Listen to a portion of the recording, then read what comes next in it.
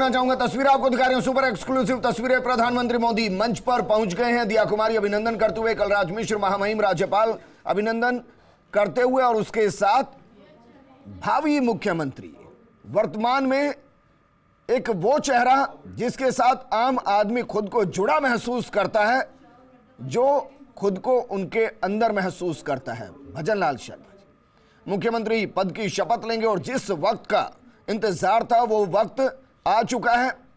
प्रधानमंत्री मोदी मंच पर पहुंच चुके हैं। तमाम नेता पहले से मंच पर मौजूद, और ये तस्वीरें जरा देखिए प्रधानमंत्री मोदी के मंच पर पहुंचने के साथ किस तरीके से नारेबाजी शुरू हुई।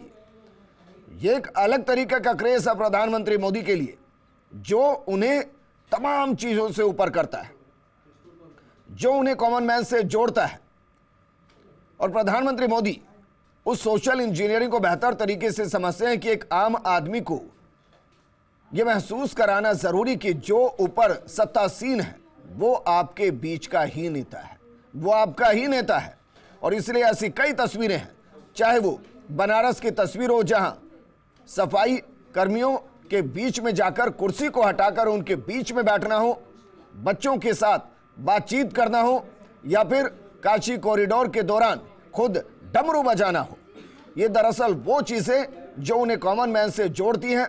और राष्ट्रगान के साथ इस भव्य कार्यक्रम की शुरुआत होते हुए प्रधानमंत्री मोदी मंच पर मौजूद, महामहिम कलराज मिश्र मौजूद, जो पद की और गोपनीयता की शपथ दिलाएंगे।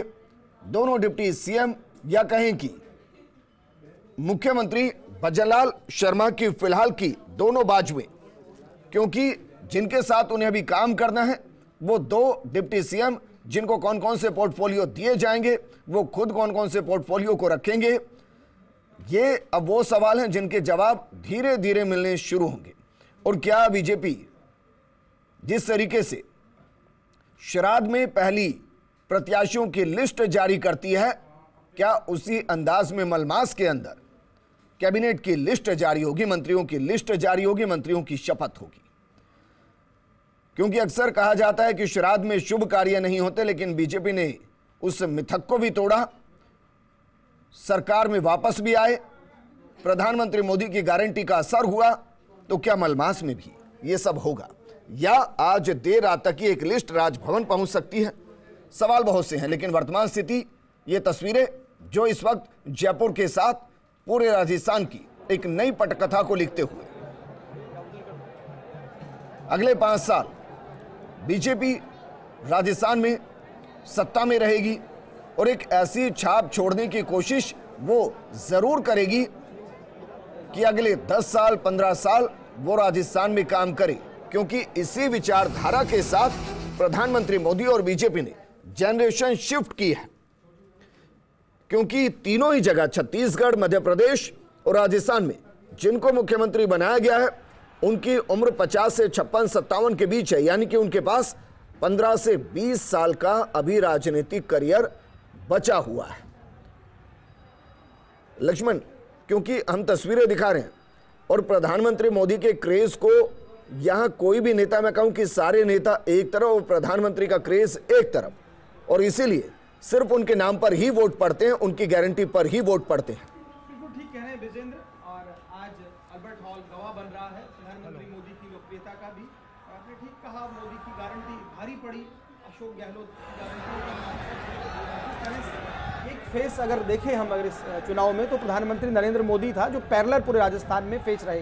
तो स्वाभाविक तौर पर उनकी लोकप्रियता या कहिएगा उनकी तस्वीर उनके नाम पर ही भाजपा को ये मैंडेट मिला है। और यही वजह है कि आज प्रधानमंत्री मोदी बेहद गदगद तो होंगे ही होंगे, लेकिन साथ ही साथ अब उन आरोपों का शायद जवाब भी देंगे। जब आप देख रहे थे कि लगातार इन पर लगाए जा रहे थे कि किस तरह से एक प्रधानमंत्री बार बार राजस्थान आ रहे हैं, किस तरह से चुनावों में किस तरह से सरकारी मंच के इस्तेमाल को लेकर भी बातें हुई थी। तो मुझे लगता है जनता ने उन सब का जवाब दिया है।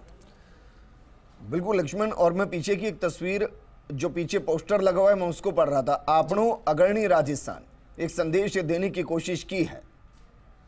देखिए निश्चित तौर पर और राजस्थानी उसके साथ कोशिश की गई है और ये एक अंदाज भी होता है। मुझे लगता है प्रधानमंत्री मोदी और भाजपा का जो होमवर्क है ये तो खास तौर पर ऐसा होता है जो जोड़ने वाला होता है, तो वहाँ की स्थानीयता के पुट को हमेशा ध्यान रखते हैं। और मंच से ये संदेश अग्रणी राजस्थान का आपको याद होगा कि बार बार जब केंद्रीय मंत्री गजेंद्र सिंह शेखावत के इंटरव्यूज आ रहे थे तो बार बार ये बोल रहे थे कि हमारे राजस्थान को रसातल में ले गए। तो